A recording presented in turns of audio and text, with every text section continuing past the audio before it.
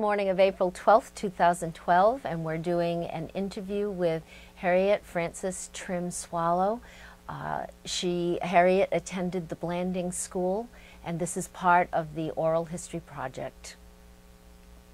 My name is Harriet Frances Trim Swallow, and I went to Blanding School, first grade till fifth, I think it was.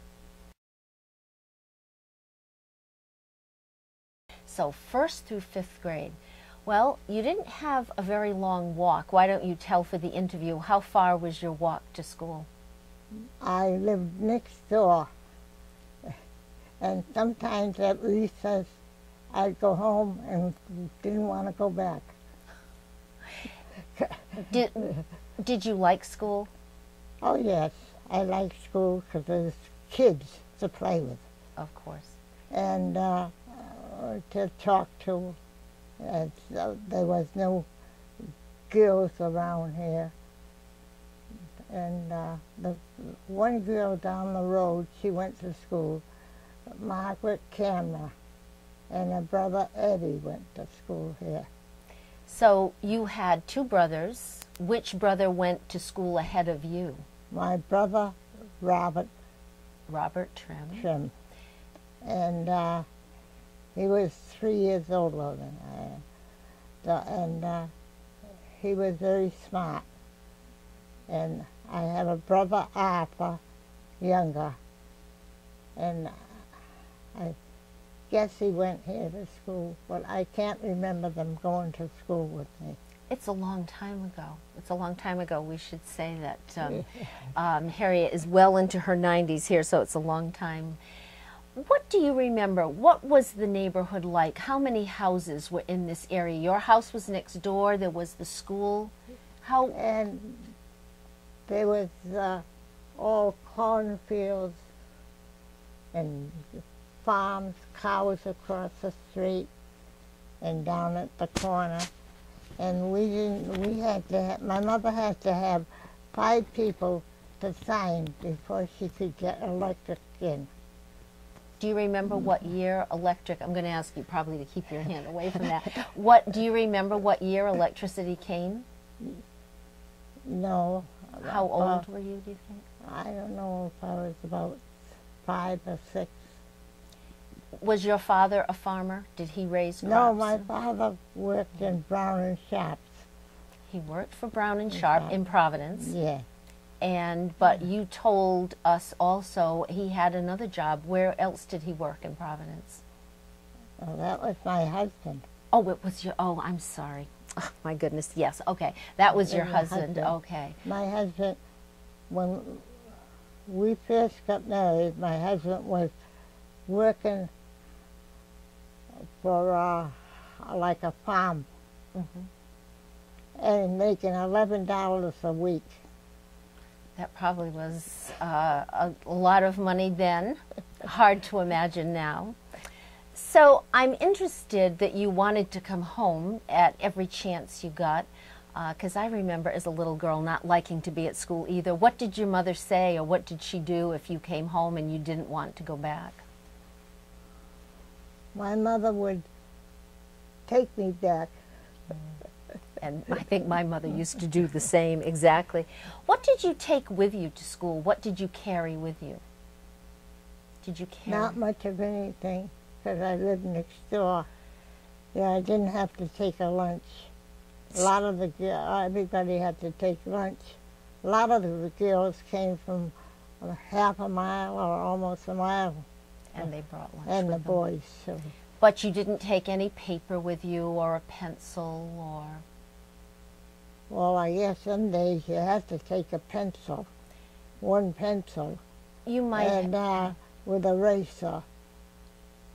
Do you remember? Did you have a small slate that you would write on? No, I think the slates were gone by that time. Gone by that time. How about a pen? Did you have a pen that you had to dip in an inkwell?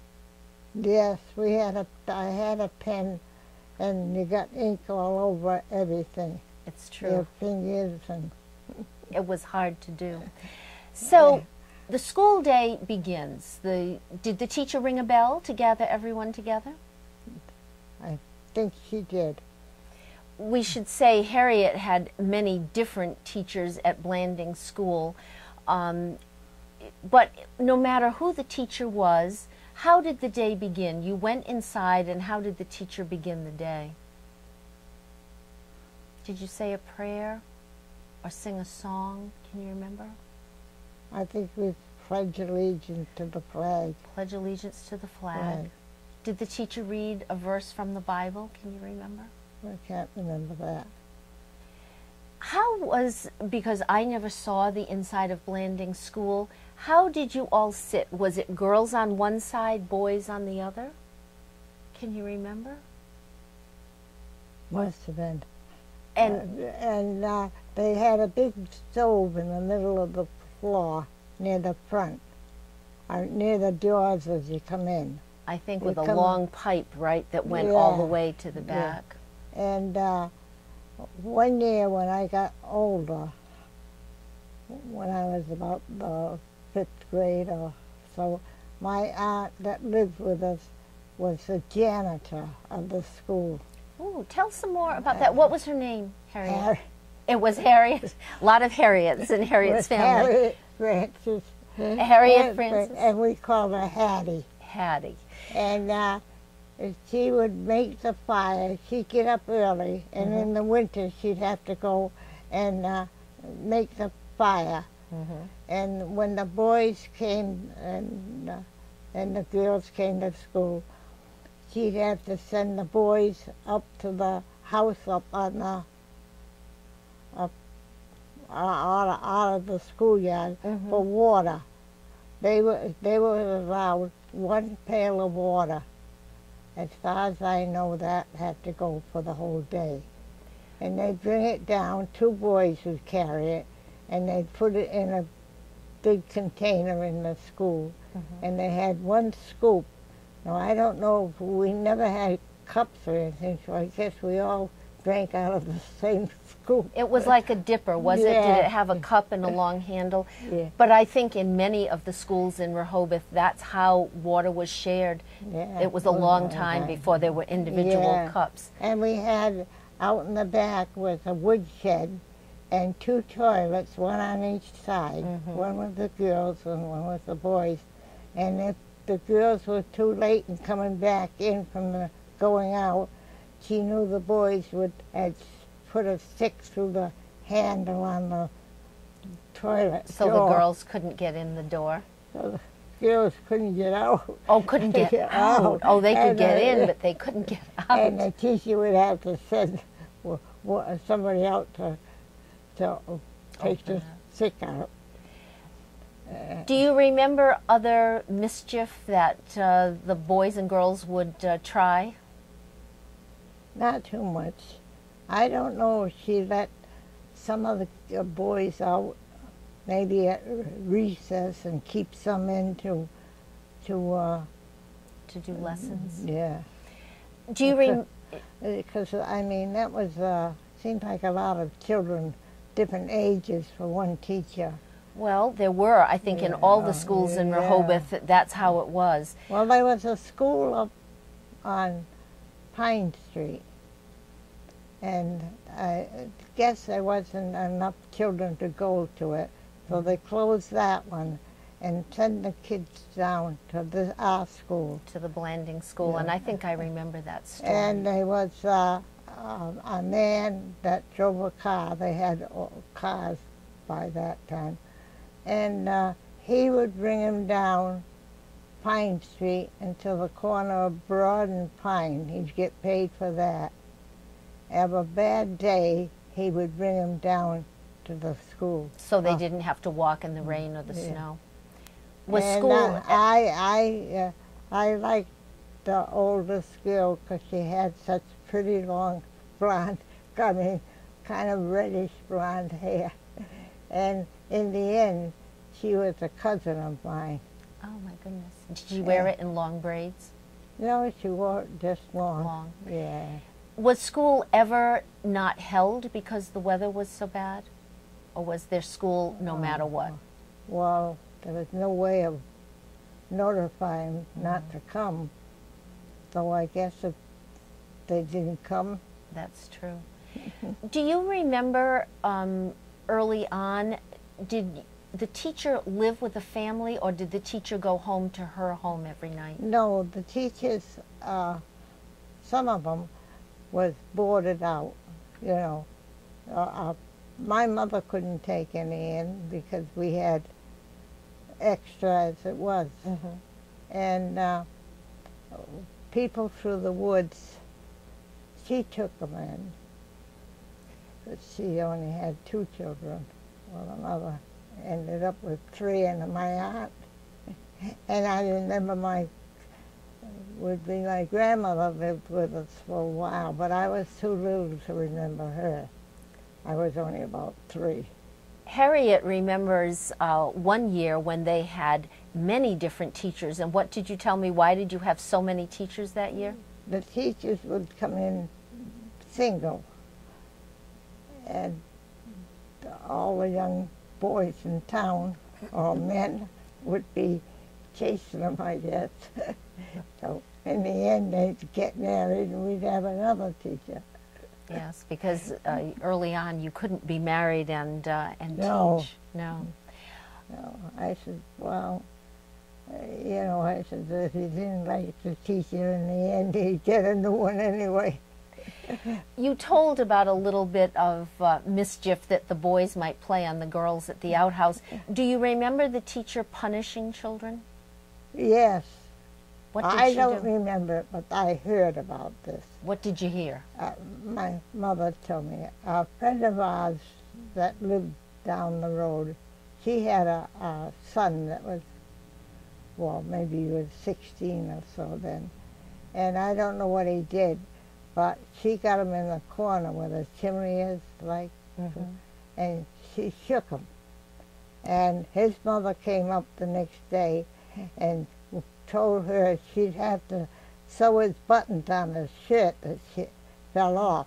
Oh, but the teacher said, that's your job, you do it. Harriet, at Hornbein School, a couple of the ladies who are in their 90s, like you, remember that once a month the superintendent would come and help the teacher, especially if some of the children had misbehaved and she couldn't handle them. Do you remember the superintendent coming to visit? Well, I guess once in a while somebody did come, but I didn't know what it was for. But I know the doctor and the nurse came. And I think that's when I got so, for years, I didn't like doctors to go to, you know. And one time it was almost 20 years between doctors that I would go. I don't know why, but I know I was so thin, and I always wore a sweater, it seemed, and I'd pick up some little stones and put them in my pocket when I was getting weighed. So you'd weigh more. To weigh more, because they were after my father to send me to tuberculosis camp, and I don't know, it was in Attleboro or where then. My father said, you take a city kid, this is a country. And he wouldn't go. And I had the test. We had to go to South Rehoboth School. And there was another girl, Margaret Cameron, went with me. And she wasn't thin like me. And I took the test, and I didn't have it. And Margaret took the test, and it come out that, I don't know. Was it positive? Did she have TB? No, I don't know, but it didn't come out. My thing didn't show, or whatever it was. They put a scratch on it somewhere. I forgot now. So you were healthy. You were just thin and healthy. But there were special schools for children who had TB. It's true. Well, he said, you know, in them days, kids, even now, a couple of my grandchildren won't eat vegetables and stuff, and I wouldn't eat them now. You can't fool me up.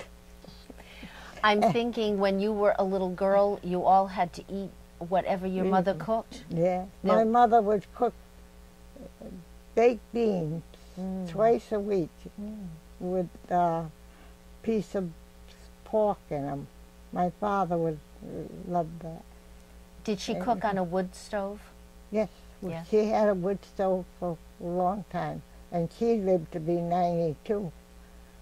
There you go. See, it runs in the family. But my father died 80, I guess it was. My husband died when he was 80. So let's go back to your Aunt Harriet for a minute. That got us going on a lot of stories here. So she was the custodian. She would she clean the schoolroom? Yes, she had to sweep the floor and start the fire. Yeah, and clean the desk. Make sure the kids overnight didn't leave sandwiches and stuff in case of mice or something. And I had a dog then would go with me, and he'd go through all the desks. Eating the crumbs? Eating the leftover bread. Where did the wood come from for the stove? Did every family have to donate some wood, do you think? I don't know. Though there would be some men bring up when the wood got low, you know, I guess you're allowed so much a year. Because I think in some of the schools, each family had to contribute a little, and the water came from a house nearby, so we know that. And you talked about the wood stove, and we know it was a stove at the front with a long pipe. And a big fat stove, you know. And there was coming in the front door, there was a small opening that you hung your coats out there, out in the entryway. And most of them brought their lunch. And tell us anything else that you remember about the classroom, Harriet. So when you, in your mind, when you think back and you look at the classroom, were there boards, either wooden boards or slate boards that the teacher could write lessons on? Do you remember? No, I guess there was a blackboard. A blackboard? Yeah. And of course, when she's teaching another grade, she'd set you with doing arithmetic or something. And if she's telling a story, of course, everybody's listening. Sure, because the children learned everybody's lessons. Do you remember having homework? Did you have homework to do? Well, I remember spelling words. I just learned them over there, over my mother's house, at the kitchen table. And in the morning, after my aunt came home from doing her work at the school, she'd go over the words with me. By the time I got to school, I didn't know a word. To this day, my spelling is... well, spelling was there ever a spelling bee? Oh, yeah. Yes. And did parents come to see or hear a spelling bee? Well, most of the parents were farm women, and, you know, and the boys were let out a little earlier to help at the farm. In the spring, yes, to help with planting. They would maybe let out 2 or 3 weeks.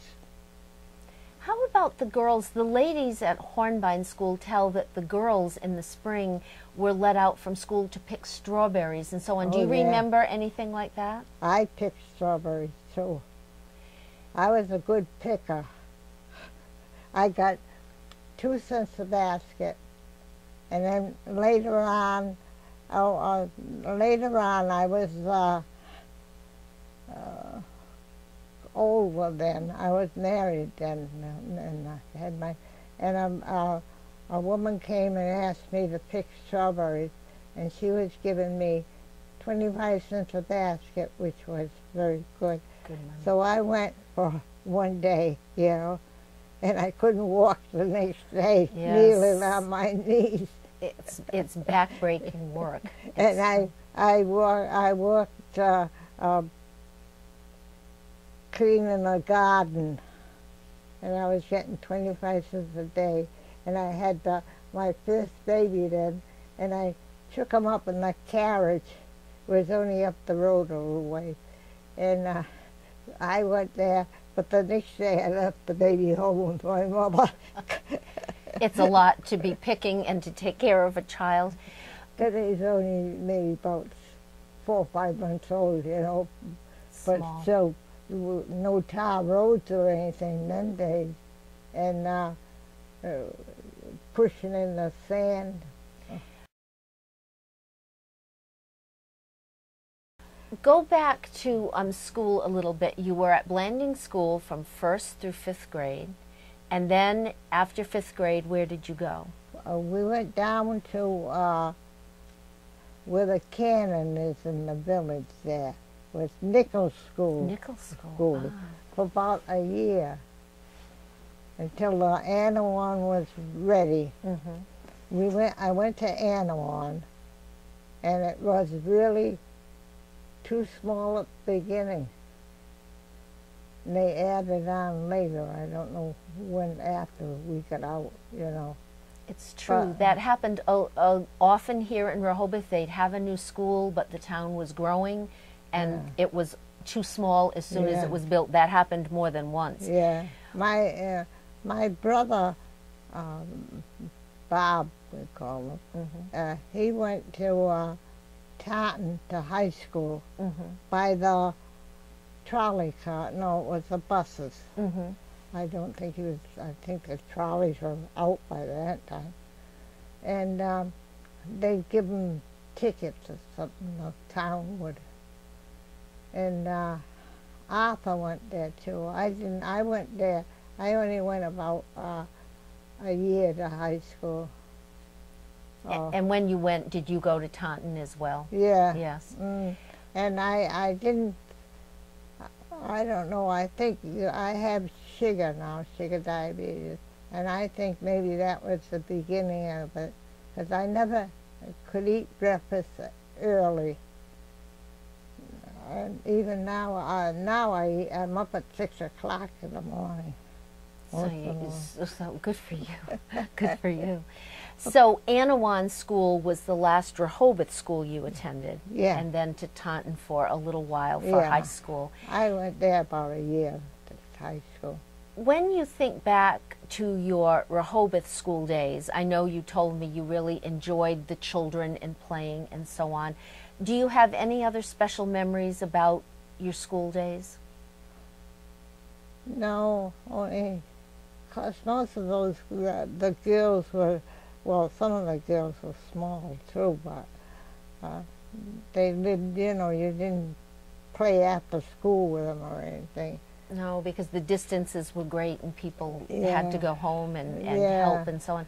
Do you, since you had several teachers in your years here in Rehoboth, is there one teacher that you remember more than any other? Well, Miss Beckler, because she was a campfire, it wasn't Girl Scouts, it was campfire girls. And she'd take us skating in the winter. And where did you go skating? On a pond? Yeah, down the road about a mile or so. There was I think last year the bridge got washed out.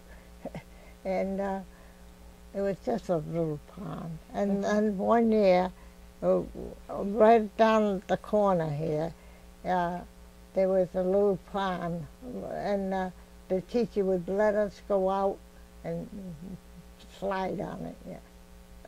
Did the teacher go skating with you? No, but I fell in one day. Of course, the water was only maybe 12 inches deep, maybe, you know, and a boy, one of the big boys from school, carried me back to school, which I could have walked, but it was a great thing for him to All the kids said, "Oh, Francis fell in." And you got rescued. I'm sure even though the water wasn't deep, it must have been very cold, very cold.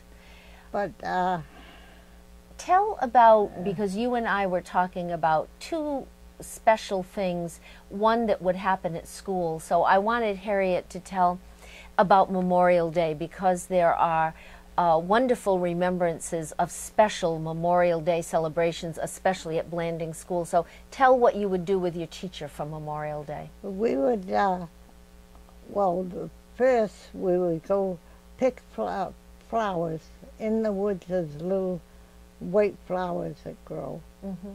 And there was all woods behind my house. And we'd pick what we could of flowers and make little teeny bouquets and put them on. We'd walk down to the cemetery, which is maybe a half a mile. I don't think it was a mile, but not all the kids would go, you know. And we'd put them on the soldiers' graves, and which always had a flag. And now my father's buried down there, and my husband, and there's a place for me. And my daughter, I only had one daughter, and she lives next door, and she takes me where I want to go. I'm thinking it's pretty remarkable. You mostly have spent your life in Right this here. one area, which is pretty remarkable, I think. And I don't know if I should say this or not. Go ahead. My oldest son got 1 year with the epidemic of polio. Where he got it, we don't know. But he got polio. He couldn't walk. And he had to go to a school. Mm-hmm. He went to Canton, Mm-hmm. a school up there for, not just for children with polio, with children that was born with. Problems Yeah. with, yes. And he stayed there. Well, we always got him home at, sometimes at recess they let him home for a week. But we'd go up on a Saturday, bring him home, and we had to bring him back Saturday night. We'd go back up at Sunday and bring him home and take him back. We wore out a couple of cars because we couldn't afford. How old was he? How long did he live? He lived to be 19, almost 20. He would have graduated from Dayton, Rehoboth. That was the first year the school Dayton, Rehoboth was on. And he didn't die from polio. Well, he It had. was an accident. Well, and he had a hard life, and I think how And I went around for the March of Dimes. Everybody in the town, everybody up this part of the town knew him, you know. Don't you And, think, Harriet, when they discovered the polio vaccine and so on, it was one of the most important, probably medical discoveries of our lifetime? Because I remember as a little girl. Yeah, Yes. they brought that on, and Oscar Bergman was chief of police then. And he was so mad because they were so slow in getting that serum down here. And the kids, and he was playing with Whitehead that lived down the main road. And their boy got it. And a friend of ours was out here. And their boy got it.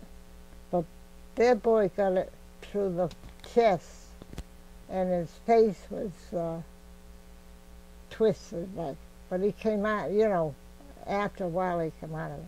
But Bobby could never walk. He had braces, and he hated them. Well, And when he come home from school, he went to the high school, and the bus would pick him up and the bus driver, I forgot the name of the driver, but he'd get out, which is the guest law or something. He'd pick him, help him into the bus. And at the high school, he had his chair. His wheelchair. Yeah. Well, I think that bus driver, like so many people, it's the kindness of people who don't care about the laws. They do the right thing anyway. Well, I can't blame this. When they went to take him to the hospital, because I didn't know what he had, you know, and the guy and one of the guys in the ambulance wouldn't go in the ambulance with him. Well, it was a tough thing. You didn't know. Was that year? Everybody had it. We, you know, people that work with my husband, their daughters had it, or their sons, and a lot of them died from it. And Bobby was in Rhode Island, and as soon as he could get out of it, they put him in the iron lung for a while. And as soon as he could get out of the iron lung, they sent him to Massachusetts, because Massachusetts was paying for him. I never paid a cent. They bought his shoes, because I had to have special shoes. Yeah. And they paid for all his schooling. We never paid 1 cent. And they got mad one year because I bought him a pair of shoes. And they said, no, we pay everything. Well, so, it was a good help. Everybody around here, where I go out on a March of Dimes, and everybody would give money. Of course, because everybody understood for families like yours the hardship that the disease brought. So we went a long way from Memorial Day to Bobby. I want you to tell about May Day too, because you were telling about a wonderful thing that your mother would do for May Day. So tell that story. We had May Day, and my mother would get a box, a cardboard box, and put all tissue paper around it, all colored paper, and the kids from school would give her a penny or a nickel, because nobody had money in them days. And my mother would buy a couple of oranges, few apples, a little box of cookies, and then give some candy. And I don't know how the teacher didn't know, but we would bring it out over to the hall and leave it on the doorstep at noontime. And all the kids would run and hide. Most of the kids would go home. But she would, the ones who didn't go home, she would divide stuff in her basket with them. How nice. And then after a while, I guess we did it with 2 or 3 teachers, and then the way nobody does it now. But you know, I think that tradition of leaving May baskets and running and hiding, that's a wonderful tradition, and we should try it again. We should do it again. You know, I didn't go to work. My husband wouldn't let me work after I worked 8 years in the screw factory. And when after I got married, and was 2 years after I got married, I had my first baby, and he said, you're not working anymore. So I stayed home, but I said, you know, staying home was all right, but you miss the girls you've worked with. It's true, but you were so lucky. There are so many women in your generation and even today who have to work. It's not possible to stay home. Of course, that means I didn't, you know, staying home. You worked. I babysit anybody, people from cousins, you know. I had cousins up in Boston, and they were working, and would you take my 2 kids? My brother sent his 3 little girls down, and my house was small, and the little girls, Diane always had a room of her own. And we had to put 2 more beds because they had to be, they were about 2 and 3 or 3 and 4 or something. Three of them down. And I had them for over a year. So you were working hard and you Yeah. never left home. And then I had a cousin that wanted me to watch her 2 kids. She lived up in Boston. So she brought them 2 down. And they were a little older. They were about 6 and 8 or something. And Mostly. a boy and a girl. And then when my grandchildren come, their mothers had to work. So I took them. So I think about all these children, the special part you've played in the lives of all these children. That's really something very special. They all come down now. There's only 3 that's not married Wow. out of all of them. Wow. Can I ask a question? Yes, Because absolutely.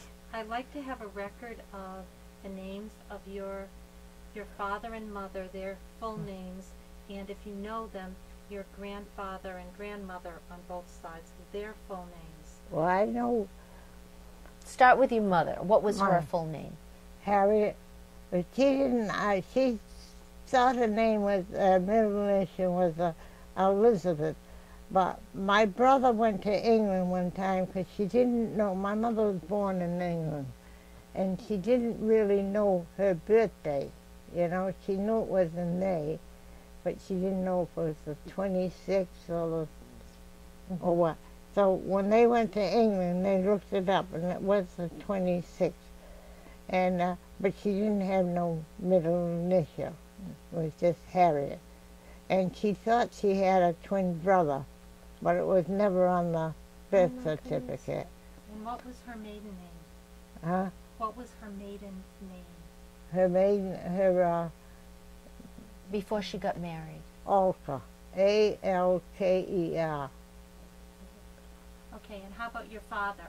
My father, he was born in Providence, or somewhere Rhode Island, and his name was Harris Sheldon Trim, and he had his father's name was Harris Ruanda or something like that, Trim, and he only. I don't know if he had more brothers or not, but the only one is his sister. And after my father built the house next door, it didn't have the rooms on. It just was something like this. Small. But his upstairs was a little better. Our upstairs was short, small. And so after my mother died, my mother lived there alone for about 30 years after my father died. And I was going to take her over that year when she died. And so she left me the house. So around that time, my daughter had married and had 2 children, and she was living in an apartment in Seekonk.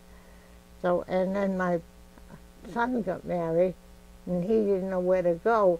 So I said to Jane Ann, if you and your husband want Grandma's house, you have to fix it up a little bit, So they came down and lived there, and Arthur and Richard moved into where Jane Ann had the apartment.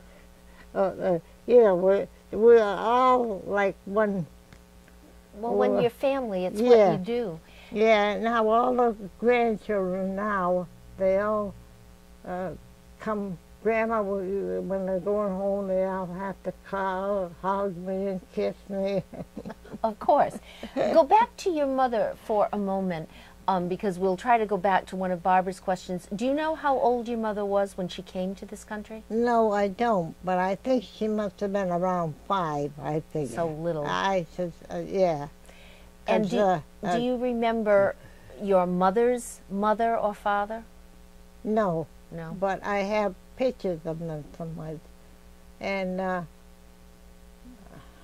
I don't even know if their name was Harriet or something. My brother made a thing of A family tree. yeah, so you my could my brother Bob made it of the trims, see. Mm-hmm. and Arthur made it of his wife's family. Mm-hmm. And one of my uncles, my mother had 2 brothers after she come over this country. Okay. And she died when my mother was about 15, and her father died right afterwards. Mm-hmm. The same way on my husband's side. His mother and father both died when he was about 15. You know, so Now, I do you- didn't have no mother-in-laws. Maybe that's a good thing. I don't know. And just quickly, can you give us the names of all of your children? Jane, Jane Ann and Robert Lewis. No, that was there. Mhm. Robert Lewis. Of my children, Your children. Jane Ann can help me. How many? And Robert, William, oh yeah, now I Mitchell. know. I'm thinking. Wow. I'm thinking of you're thinking my of brothers. great-grandchildren of them. so can you say it again? Yeah, Your children. So it's my Jane. children would be Bobby, Robert Lewis. He's the one that died. Mm-hmm. And then it was William Arthur, Jane Ann, Richard Norman, and Gilbert Francis. And Harriet, except for Bobby, because we know that he died, are all of the other children still living? Oh yeah, right around town. Okay. They stop in for dinner or supper or something. Billy's always in here. Richard comes up at night, and Gilbert lives with me. Gilbert got a divorce from his wife, didn't have nowhere to go, had But he no had you. money. So I said, well, He had take you. So it's a good thing in a way, because I'm alone here. Jane Ann's next door with her daughter. She lives with her daughter. And Gilbert does all the work outside. He just got a little job. I told him, I said, you don't need to work. I said, there's no need, new. I said, because well, right now there's not much you can do. But I just had a little operation on my hand And here. he went with you, right? Yeah, and Jane Ann. Yeah. But he had to do the dishes. Well, I bumped it last night, Jane Ann. It hurt today. Well, it's But, because you've had surgery there. That's why I always wore a sweater with short sleeve shirt. And every time it got near time to scab over, my sweater would come down or I'd pull it up, you know. So she says, why don't you wear long sleeves? So she got me long sleeve ones, and I said, well, I always wore a sweater, so she got me these. I love this. I wear these fleece vests all the time. I and love so them. she got me 3 or 4 of them. I think I had one, and she got me to wear, you know. So I says, I miss my sweaters. So I think in another month I'll go back to short sleeve shirts and sweaters. Now, Maybe how not. have we done? Because we've So gone we've far done- afield of This school is here, great. but I have 2 questions I'm thinking about. Maybe I'll do the one about school first. What is your best memory about Blanding School? Do you have any one special memory? No, but I'm glad it was that I didn't have to walk half a mile or so. You were very lucky. Yeah. And some of the kids come from, like Tina DeMott now. She lives over on Summer Street, she did. Mm-hmm. No, I don't know, of course she had brothers too that came here. Mm-hmm. And I don't know if she had a sister that came here or not. 'Cause see, I can't remember I can remember some of the children, but I can't remember others. But it's a long, think about it, it's, 89, 19 years ago, it's a long time ago, especially when you first began. And the other question, Harriet, I was thinking about, you've lived a long time, you've lived almost a century, you're just 5 years shy of a century here. Tell us one or two things in your lifetime. You have seen so much from the time you were a little girl until now in April of 2012. What do you think are one or two of the most amazing things you've seen in your lifetime? Well, for one thing, the cars, our road out here being tarred. At then times, they were a man up the road, he had the big horses, and he'd come down with a like a scoop or something, and he would straighten the road, because the road would be one-sided, would be deep, and the mailman had a car.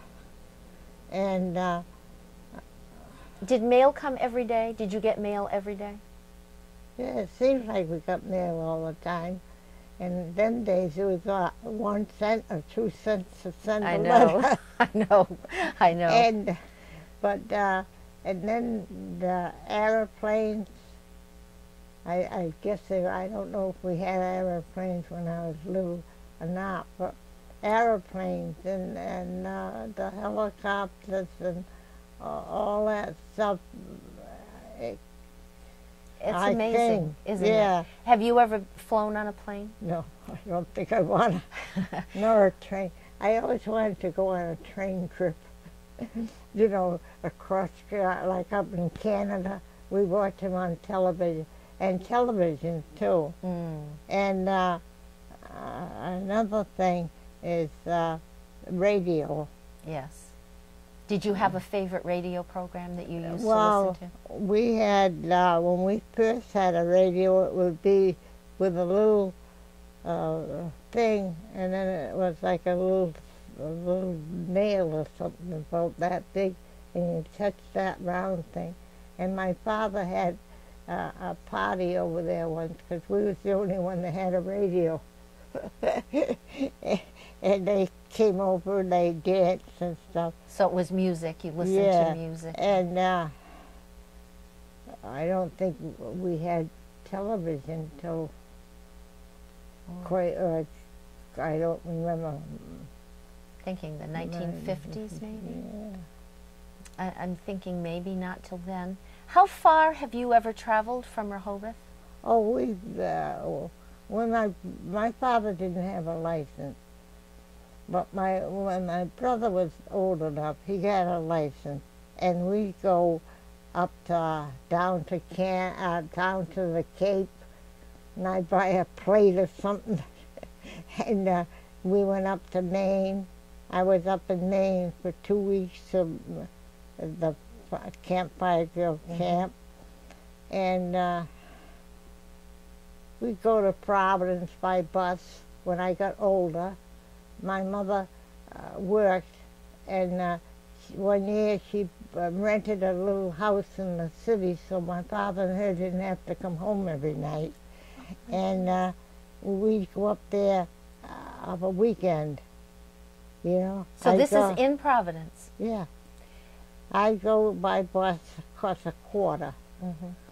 And we'd walk down to where she worked, and it wasn't far from where she worked that she had this little 3-room apartment, or whatever you call it. Very interesting, so you could all be there. Yeah, Yes. My brother sometimes would go with me. Of course, he always walked ahead of me or behind me. So, brothers are still doing that, I think. But Bob went right through high school, and Arthur went through high school. Arthur married and moved to Boston. And Bob went in the Army, Navy, and he got the Purple Heart. Is this during World War II? And he come home. He sent all his money home. My mother put it in the bank. When he come home, he bought that piece of land, and he had to dig the road through, and him and my father would put up the telephone poles to go into the where he was going to build. So that they would have electricity and so on. If you're not too tired, even though this isn't especially about school, I would really love for Harriet to tell she has a very special doll collection. And I think we were surprised to hear where many of these dolls come from this morning. Tell a little bit, if you're not too tired, about your doll collection and where some of these dolls are from. My doll collection was, when I got older, nobody knew what to give me. So they'd give me a doll or a teddy, something. And my father worked, my husband worked for Gorham's. It's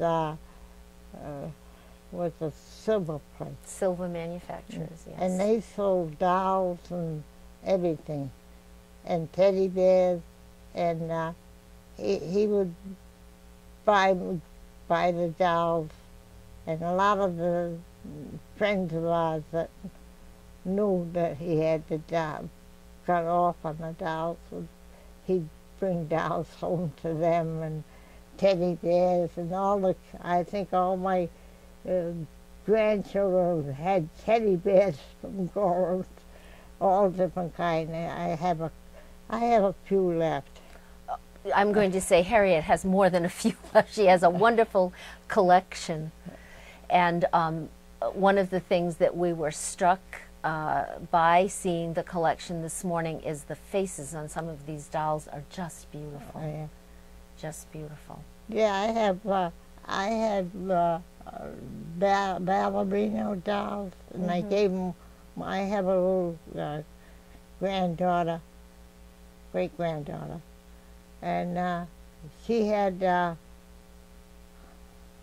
leukemia when she was 8 weeks old, 8 months old, or 8 weeks, 8 months, I guess.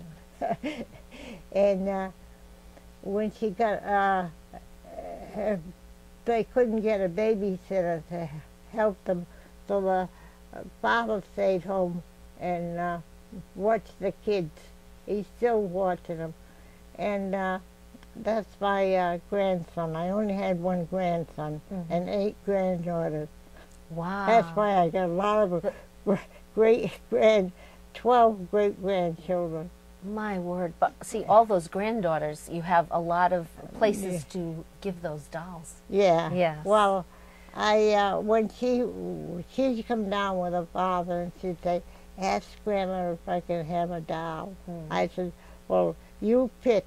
I said, and if it's one that I bought, I bought some too. I said, I'll tell you if you can have them or not. So I used to buy. Some of them only cost me $10.